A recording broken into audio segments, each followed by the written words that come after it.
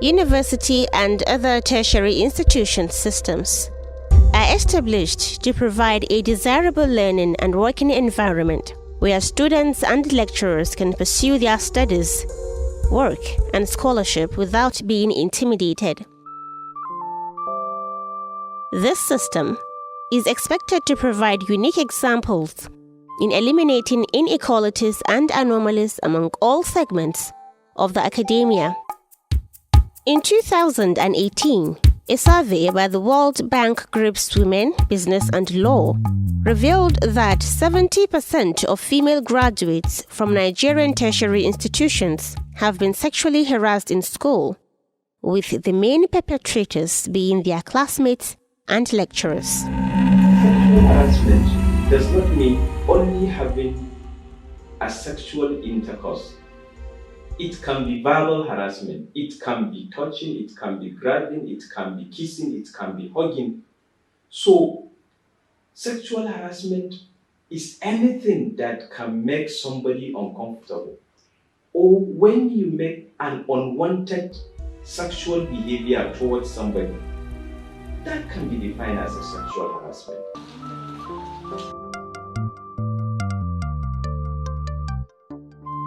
Habiba was sexually harassed in all the 4 tertiary institutions she attended. But the most painful one was the one that happened to me was the one that happened in the university and school of nursing. After he finished the lectures, he asked me to meet him in the office. So when I get there, the most annoying, painful, and stupid word from that lecturer, whom I see as my father, because him and my father, they will be like age mates, was that I look sexy, my voice is very sexy. I was like, sir, what do you mean? I pretend not to understand what he meant by that. But he was like, wallahi kin haɗu. Naji kawai ina sha'awar ki. I just can't imagine that I'm sickler in status. I just think that the lecturer, if they know that, they will like support me, and yet they don't show care. They don't show concern. They don't support me. Nace idan kuma nayi reporting ɗinka to school authority, yace ko nayi reporting ɗin shi babu abin da zai faru, ba abin da za a yi mai, saboda ba shi kaɗai ne yake aikata hakan ba.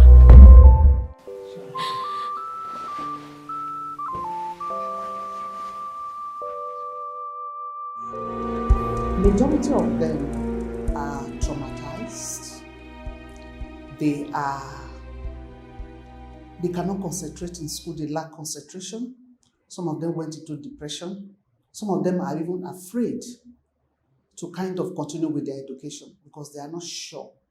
They don't even want to remember. They are scared when they see people that kind of, or young men that looks like, that are similar to those people that abuse them.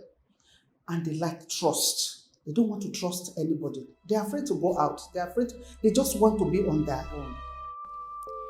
The most unfortunate aspect of sexual harassment in tertiary institutions is that it rarely gets reported by victims who fear the backlash of reporting such incidents to the authorities of their schools. Our documentary team visited Kaduna, Lagos, Akwa Ibom, Gombe, Kano, and the Federal Capital Territory, Abuja, to hear the stories of other survivors like Habiba.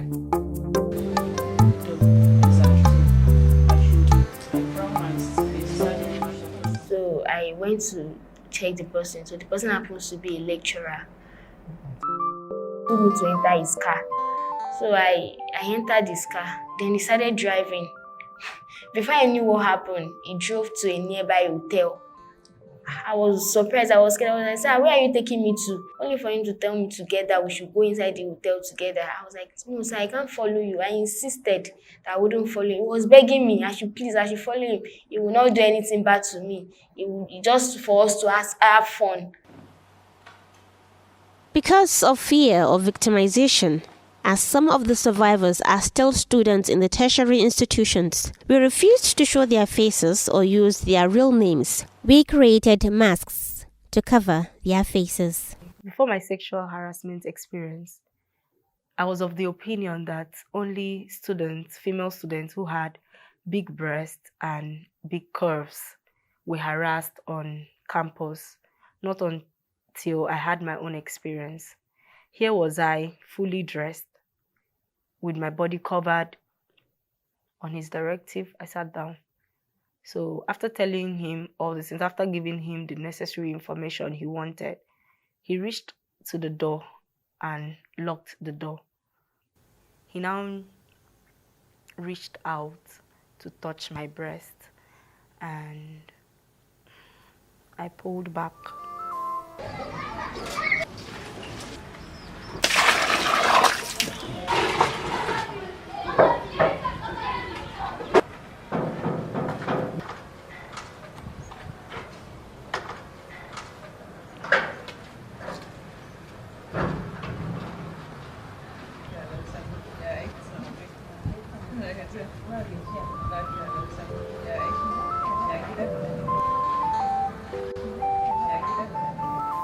In most cases, students with poor results are the ones being harassed in tertiary institutions. But I think that's not the only case, because in my own situation, I was harassed because of my good performance, because of my good results. I was harassed by my level coordinator. He sent my class rep to call me. He praised me for my good results and tell me that he's very proud of me in his department, not knowing he have his own personal interests. He tried to hug me, which I refused, but he kept calling me afterwards. He kept calling me that he likes brilliant students like me, and at the end he even confessed that he wants to have sex with me. And the sad part about this is person that I see like a father, and the person I can report something to if something happened to me in the school. I was depressed, and it affected my results, which leads me to drop out from the school. The predators target every category of students, whether you are academically sound, whether you are academically weak. They know you're under them. The fact that they can harass and sexually molest their female students and get away with it has over the years emboldened male lecturers in Nigerian tertiary institutions to continue to harass their students. There's a family friend in that school, and he happens to be a lecturer, and he's so close to the family that he comes and we see him as a spiritual leader. And when I go there, he'll be asking me, are you a virgin? Are you this? Are you that?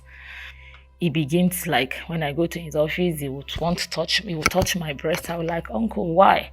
You're like, oh, no, that he's just trying to check me, that you want to know if I'm a virgin. I say, how do you know if I'm a virgin? How will you know if I'm a virgin or not? So we see him at some, like I said earlier, as a spiritual leader in the church. He stood up and came closer to me. He started making advances and he touched my breast, and I was scared. I stood up immediately. I actually searched around for something to use for self-defense. And do you really mean if you have yes, of course. the weapon, you would have harmed Of him? course I would, because he actually touched my breast, so I think maybe he would have go for that to do something else. My lecturer called me to his office. He called me on phone that I should come and get handouts for my colleagues. When I went to his office, I collected the handouts. Then he told me to sit down. He wants to discuss something with me. Then I sat. He now asked me whether I have a boyfriend in school. I told him I don't have any boyfriend. He now said, that's good. I should not have any boyfriend because they would distract me from my studies. Then I told him that I was not even ready for any relationship in school that year. So he now said that's very good. So he now gave me advised me to study hard, I should read hard, and then I should just stay focused in my education. And I left. I told him thank you. I left. Then he still called me to his office because I was the class rep. He now called me when I went to submit attendance. He now told me to sit down. He now said, do I know that I'm very, very beautiful? And then I told him, thank you very much, sir. Then he now asked me, are you a virgin? Like, I was surprised. What kind of question is that? That question sounded very, very awkward. Then I told him, yes. He now said, do I mind if he can be my boyfriend? Like, he will take very good care of me in school. I don't need to ask my parents for anything. He's going to take all the responsibilities. And I told him, sir, I am not interested. I don't want. Then he now stood up from his seat. He now came closer. Then he now touched my breast. I slapped, and then I pushed him. Then I ran out of his office. So, if you come to the class, when that incident happened, anytime you enter the class, he will just send me out of the class, that I should get out. He will not say that I am not a serious person, I'm not serious. That's how I used to attend his lectures, even his tests. I didn't even write his tests for that semester. I was given a project supervisor.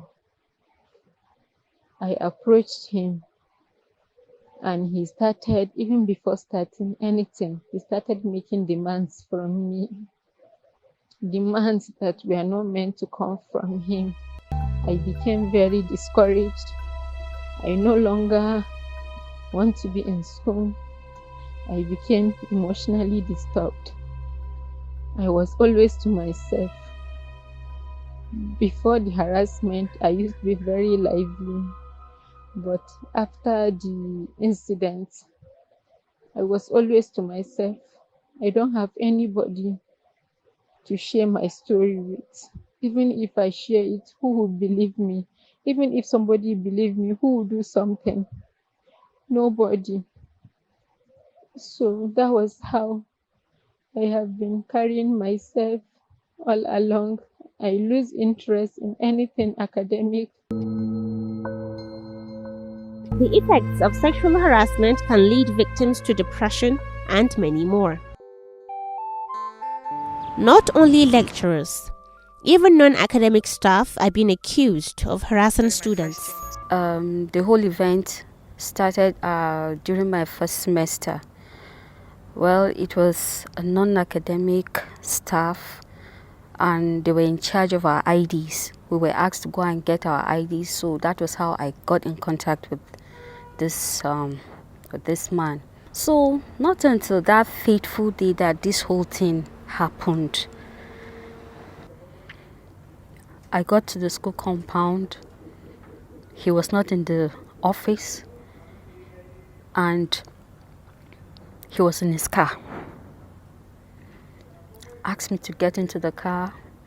I entered.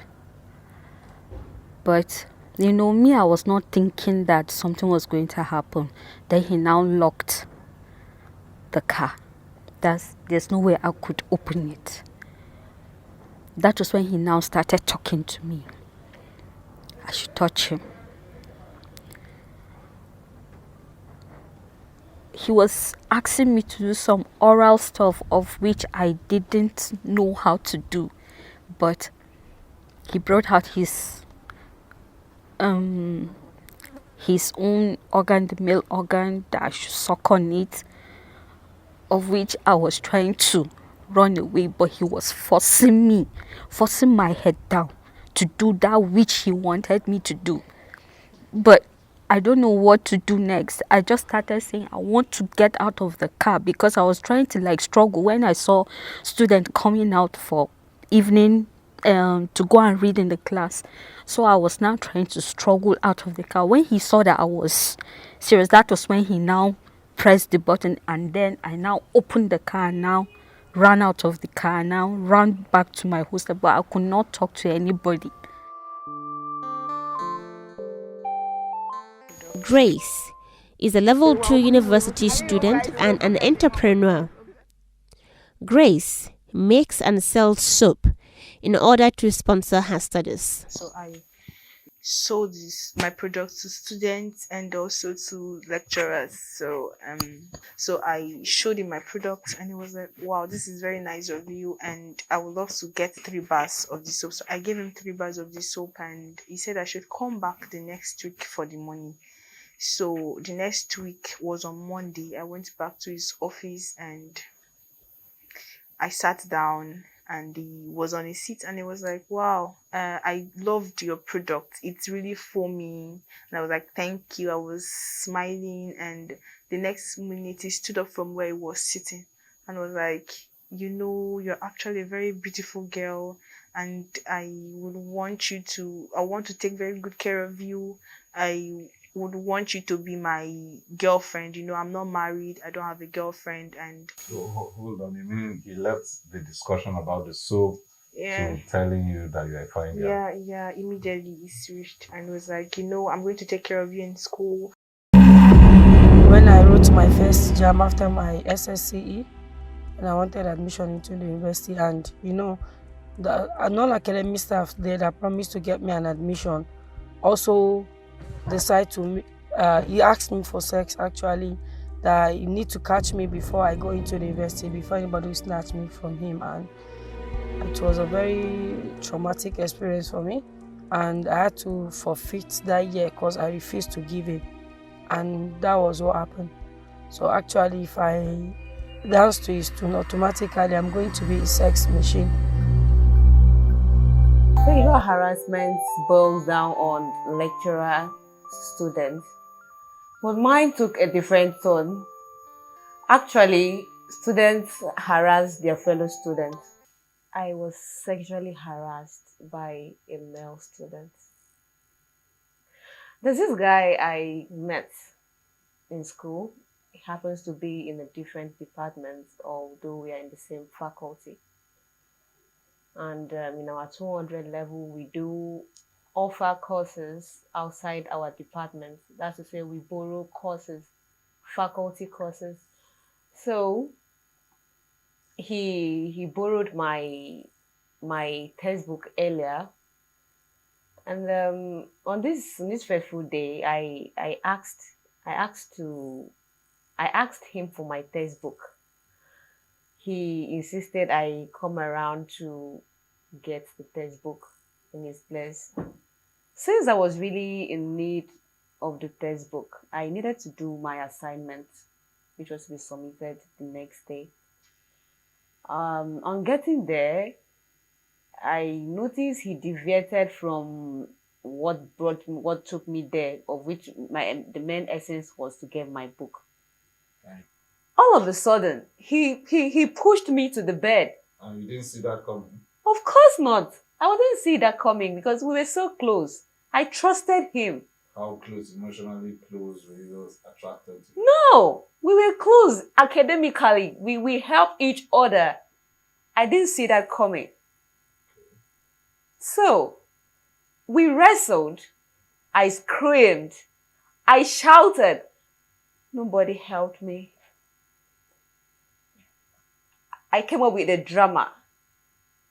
I acted as though I was asthmatic, you know. And I started gasping for breath, you know, and he was really scared. You know, I didn't think for a second that I could act that so well, but it worked out for me. That was how I narrowly escaped. With all the difficulties in providing evidences against perpetrators, some survivors leverage the existence of technology to prove their cases, which if they do, the perpetrators get punished.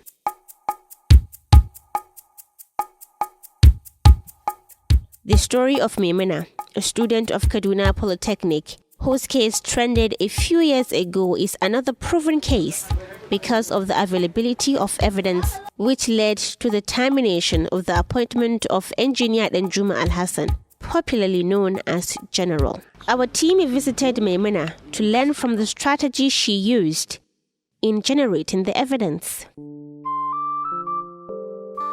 My story started when I was in my final year, that's in school. One of our lecturers, we wrote his test, first CA test, second CA test, and he scored me 1/10, 1/10, respectively. So one of my friends started telling me, so I was like, I will try my best during exams. So when I sit down and calculated the marks, 1/10, 1/10, that's 22/20. And he can score me in his assignment, maybe 4/22, that's 6/40 in my continuous assessment. So no way, I will just have F9 or maybe carry over. That's spill over since it's my final year in school. So he was gisting me, and he even told me that he gave back to his first son. That was in 1975, same year my mom was born. So I left his office after 1 hour. I left him together with his project student. I told him that I will go and come back. So when I am done with my tutorials, I saw him. He said that he was waiting for me. So he gave me his phone number that I should call him and come and meet him in his guest house. So he flashed me the number.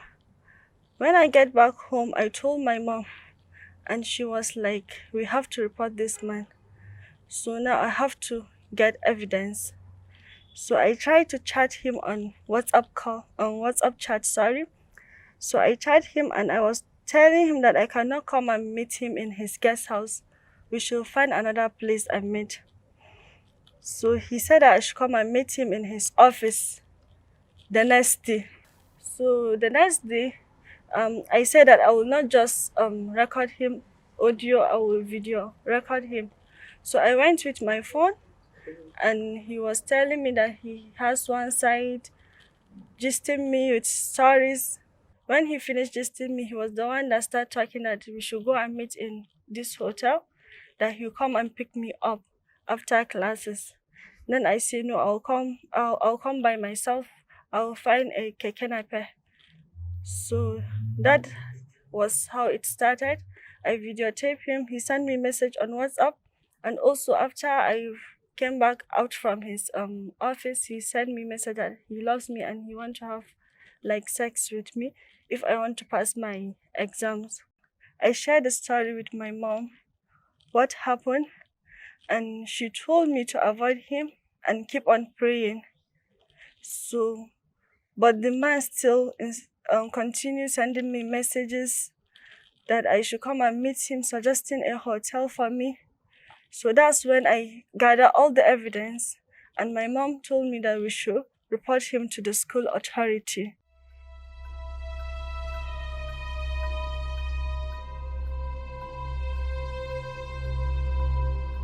Another vulnerable group is students living with disability. He wanted to teach me or show me how to write in Braille, and then he began to feel my hands, feeling me by the palm and telling me, do you know you are beautiful? And before I know, he started touching me all over. So I get up from my seat. I enter in between the two bookshelves like this. I enter in between. Nobody there begin to shout for help because I noticed he's beginning to come closer to me. So I was shouting, screaming for help until the school librarian came around. So he started telling me some things that I'm not comfortable with. When I enter his office, He'll be telling me, you are looking good, you dress so sexy, and I'm not comfortable with all the story, all the things that he has been telling me. So before we started the exams, he carried his hand and put it on my lap. That after the exams in the evening, he will call me. And if I did not comply, he will know what to do with me, even though I may think that he's not taking me any course, but we'll meet in 400 level.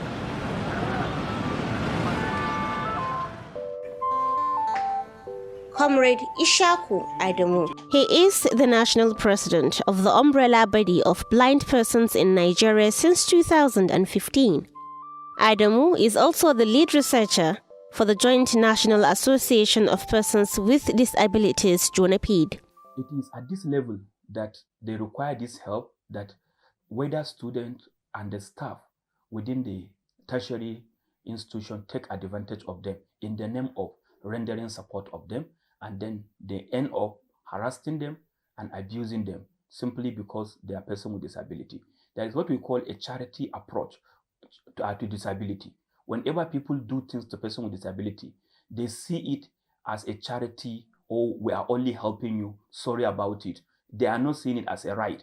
Most of these universities and tertiary institutions do not have any separate arrangement or staff put in place to render all education support or academic support for persons with disability, which is the requirement of the United Nations Convention of the Right of Persons with Disability. But such things are not available. So most of the time, women with disability are left at the mercy of the student and lecturers or staff in the university. So it is in this process that they abuse them, harass them, and we receive plenty of complaints from students with disability, particularly women among them, complaining bitterly on how students or staff within the university take advantage of them and abuse them in the process.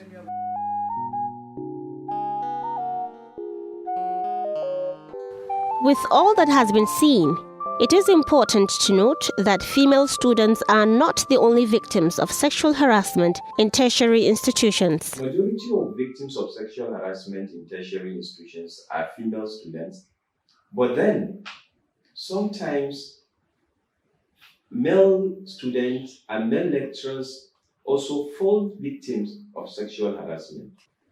The fact that that percentage is very insignificant, in our advocacy effort and public awareness, we don't neglect that little number so that it can be holistic. Our approach will be all-inclusive and make sure people understand that everybody can be a victim of sexual harassment in tertiary institutions. Like other few men, Darius Auta was sexually harassed by a female lecturer. This lecturer, a female lecturer, who is old enough to be my mother, even at that time. So at first I didn't understand her approaches, because I've never experienced anything like that. I've never come close to anybody who has experienced anything like that. Until when, at a particular time, she would touch me on my private, she would hit me there. She did that like 3 times and I became uncomfortable. And I began to question myself, why would a mother go to this extent? It plays out in different ways. It plays out between an educator, a female educator to a male student, even a male student to a female student. It plays out in different directions. Why I use the example I use is because from our research, like I said, there is a high prevalence. If you look at it, the cases that we have had, even from our research, even from reported cases, is more about, a male lecturer is making advances on a female student, using that to victimize them, using that to, just put them in a very uncomfortable situation. Because of prevalence of sexual harassment, some people believe that educational institutions are no longer the ivory towers of the past.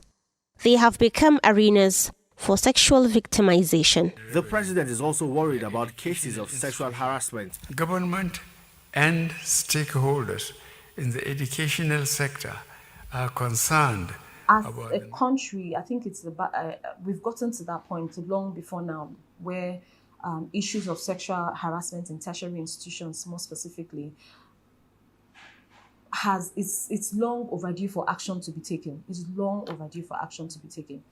Being a member of Bayero University Senate Committee, being a member of so many departmental ad hoc committee, being a member of disciplinary committee in the department, I have known how so many cases have come to our own level and the way we are doing our best. But unfortunately, if you look at this menace, it's trying to check to chop the fabrics of our integrity. Everybody in the university is no longer safe. Everybody is no longer safe because of the activities of very few people. The issue related to sexual harassment in tertiary institutions is presenting a different and ugly picture. It is disturbing that this is happening in an environment that's supposed to be a training ground for future intellectuals and leaders. The project on anti-sexual harassment in tertiary institutions is carried out by the Anti-Sexual Harassment Advocacy Cluster, a consortium of 7 civil society organizations, which include Center for Awareness on Justice and Accountability CAJA, Youth Alive Foundation YAF, Village Debbo Care Initiative VDCare, Sefjamil Media and Development SMD, Joint Association of Persons with Disability JANAPWD, Gombe Chapter, Women's Right and Health Project WRAHP, and Connected Development Code, Akwa Ibom Chapter. All these activities that the cluster is implementing are made possible by the funding supports by USAID through Palladium under the Strengthening Civic Advocacy and Local Engagement Skill projects, which is not only supporting the cluster to do the activities, but also strengthening the technical capacity of different organizations that are under the cluster. The cluster is working with relevant stakeholders to galvanize action against the prevalence of sexual harassment in tertiary institutions. The priority objectives of specific interventions under this project are to ensure a proper implementation of the anti-sexual harassment law in tertiary educational institutions in Nigeria. Other critical stakeholders we are engaging include the social media influencers who can support to promote the hashtags of the project. Hashtag Assent to Sexual Harassment Bill. Hashtag End Sexual Harassment on Campus. Hashtag Say No to SGBV on Campus. There's a high prevalence of, cases where female students are the one that, try to, seduce, if I will use that word, for lack of a better word right now in my head, lecturers, just because they believe in this notion of I use what I have to get what I want. It was found that lack of clear channels of reporting was one of the discouraging factors to report cases of sexual harassment. The channels were not very clear. They were not very, So there are those gaps in place where students are not aware of those channels, and even for institutions that say the channels are there, the channels is not adequate, it's not enough. There are still lapses and gaps in those channels. There are no clear defined laws that actually addresses the issue of sexual harassment in tertiary institutions. And in most cases, there are no clear and defined reporting channels for victims or survivors of sexual harassment in tertiary institutions to actually report their cases.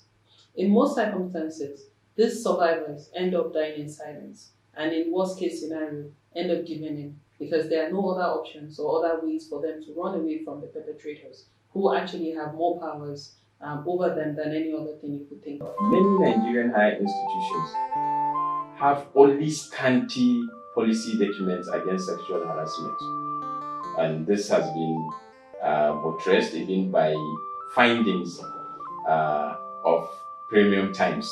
In dealing with these issues of sexual harassment, it has to be a holistic approach. But we need to let the parents know what constitutes sexual harassment. We as the cluster are training them, are empowering them, and also linking them with relevant experts who are also supporting them, giving them psychosocial support and counseling. Recently, we have supported some of them to register their businesses, and also some of them who earlier rejected any idea of attending tertiary institutions are now applying, and getting admission to further their studies.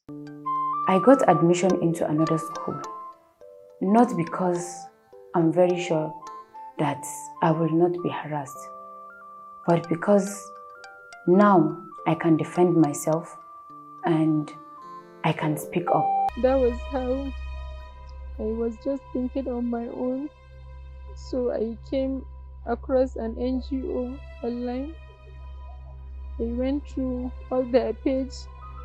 I saw how the activities they engage, that they are currently working on this sexual harassment law.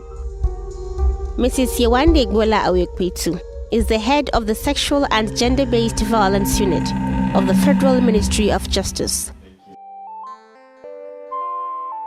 Over time, Mrs. Yewande Gbola Awekwetu has been supportive towards our anti-sexual harassment advocacy project since when it was embarked on. Sexual harassment is I can say it's a global phenomenon that cuts across Nigeria, other African countries, even in developed nations. About sexual assault on campus. Sexual harassment either at school or online. You ready for this? Nearly half. We're going to work with colleges and universities and educational institutions of all kinds across America to help them come up with better ways to prevent and respond to sexual assault on their campuses. I can say that CSOs and NGOs are actually doing a lot to provide assistance to these survivors. Government is also catching up. They're also doing their own bits. They are creating a platform for collaboration with CSOs and NGOs to provide the necessary support, the necessary psychosocial support that these survivors need, and also the legal aspect. A lot is being done in that regard. However, one critical area that a lot is happening there, but somehow it needs more to be done, is the area of advocacy. We want to commend the Anti-Sexual Harassment Advocacy Cluster for the numerous and the great work that they do. In fact, as a ministry, you keep us on our toes. You are always engaging us. You are always writing. You are always interacting and seeking our opinion and partnership in any way that. In fact, I can say that you are one of the closest of the clusters, to us, because we see how passionate you are about the work, and it tells in the quality of the programs that you run, the activities that you have around, and the things that you are involved in. What you are doing is a good cause. Sexual harassment has been an issue of concern even to our religious leaders. The Bible says, whatsoever you will not want others to do unto you, you should not do unto others. You are a lecturer. Would you want somebody, to have sex with your wife? Would you want somebody to have sex with your daughters? If you will not want it, then you should not also try to do it on other people's wife. You should not do it on other people's daughters. أشهد أن محمدًا رسول kuke cewa sexual violence din abubuwan da ya shafi cin zarafin mata ta bangaren abin da ya shafi jinsinsu, to musulunci ya tashi kai tsaye kwarai da gaske, ya yi fada da wannan sosai. Ya tabbata a wani hadisin ma manzon Allah sallallahu alaihi wasallam ba yake cewa ya ishi mutum tozarci da cin amana a kama shi ya wulhakanta amanar da aka bashi, musamman ta 'ya'ya mata. Yace domin su suna da rauni kuma Allah ya sanya su a hannunku ne a matsayin amana. A bill for an act to make comprehensive provisions for the prohibition and punishment of sexual harassment of students by educators in tertiary educational institutions and for related matters, 2020, third reading taken and passed. The National Assembly has recently passed the Anti-Sexual Harassment Bill.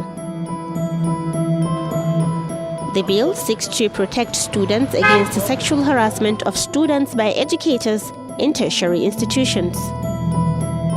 It also provides reporting channels as well as punishments for perpetrators. We're not trying to say that because of that special relationship between a lecturer and a student. The bill was sponsored by the Deputy President of the Senate, Senator Ovi Omo Agege. It is difficult, almost impossible, for a student to say no to a lecturer, because when the student does that, it is either she succumbs, in which case she pays the price, or if it does not succumb, she may be in that institution for 7-8 years. The Senate passed the bill in July 2020, and it has been recently passed in the House of Representatives by the way of concurrence with the Senate.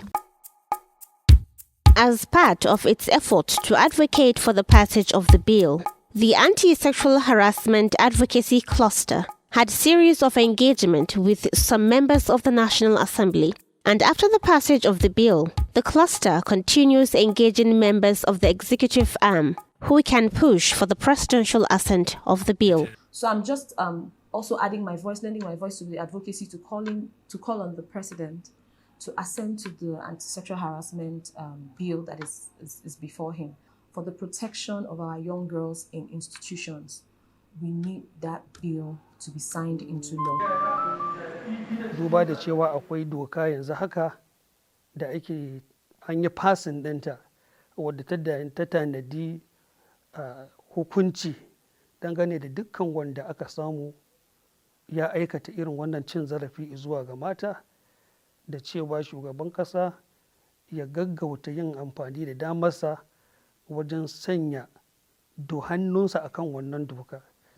I want to use this opportunity to call on the president to assent to that bill, because it will help to correct the kind of immorality that is going on in our tertiary institutions. I believe that all well-meaning Nigerians, social organizations, NGOs, should also arise and put their voice together to ask our president to assent to that bill.